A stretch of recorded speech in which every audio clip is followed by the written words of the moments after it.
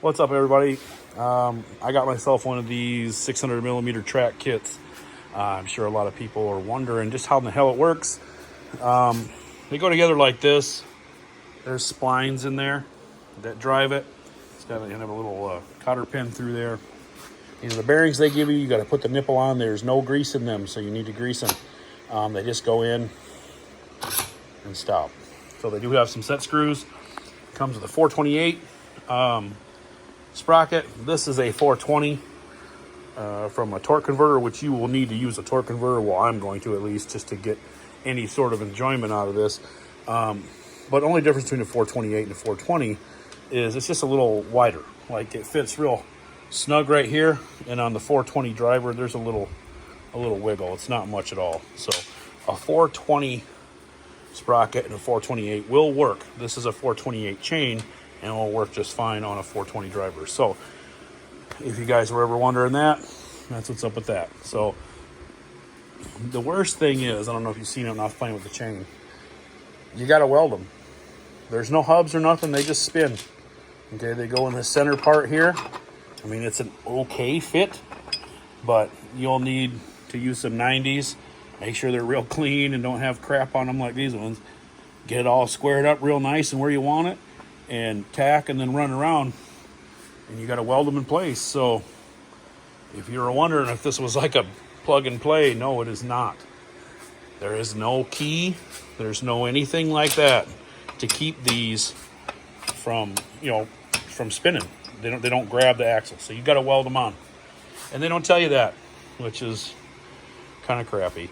So I'm gonna build a big Snowbike, trike type thing.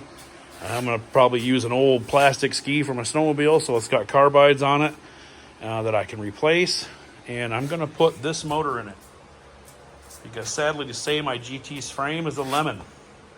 I have been trying to get this frame to ride for well over a year now, and I don't know if you can tell, it's not my first day with mini bikes.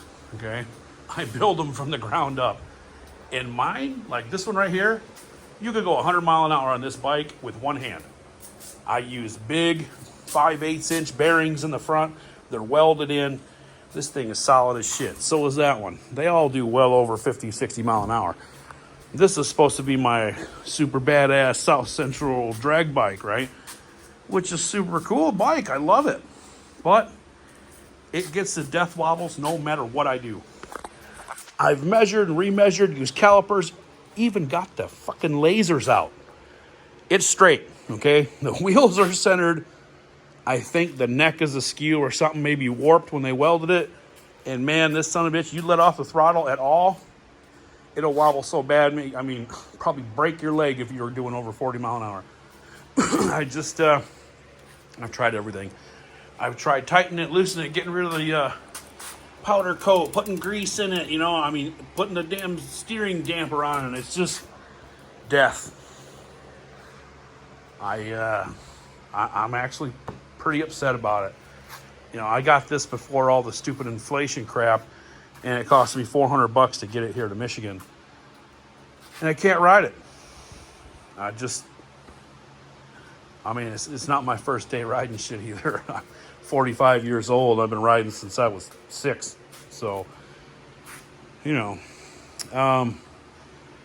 so I'm pretty sad about that. And I'm going through it right now. But like I said, I'm going to pull this out and I'm going to put a torque converter on it. And I think I'm going to go some bright ass yellow green or something. Maybe like that Ryobi crap, but awesome for the frame. But definitely powder coat, because paint just not strong enough. I like the powder coat.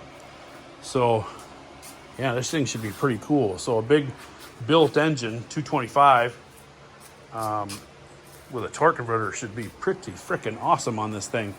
But some of the things we'll have to worry about are like a shroud. I have to build like a plastic shroud around the engine or something so that snow don't pack in there.